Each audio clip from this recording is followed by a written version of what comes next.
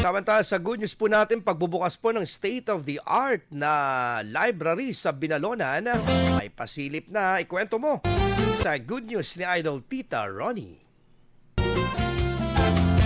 Nakakalula sa ganda ang inaasahang pagbubukas ng bagong cafe library sa bayan ng Binalonan na tiyak na magiging paboritong lugar ng mga book enthusiast.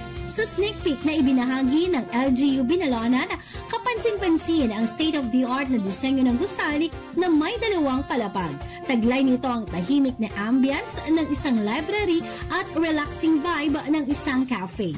Bilang paghahanda sa nalalapit na pagbubukas, inaanyayahan din ang publiko na i-donate ang mga lumang libro bilang suporta sa adhikaing makapagbigay ng mas maraming mabasahin sa komunidad. Layunin ng proyektong ito na pagsamahin ang mga book enthusiast, mga estudyante at ang komunidad upang mahikayat na yakapin ang kultura ng kaalaman. Yan ang ating good news for today. Ako si Idol Tita Ronnie, Tatak IFM.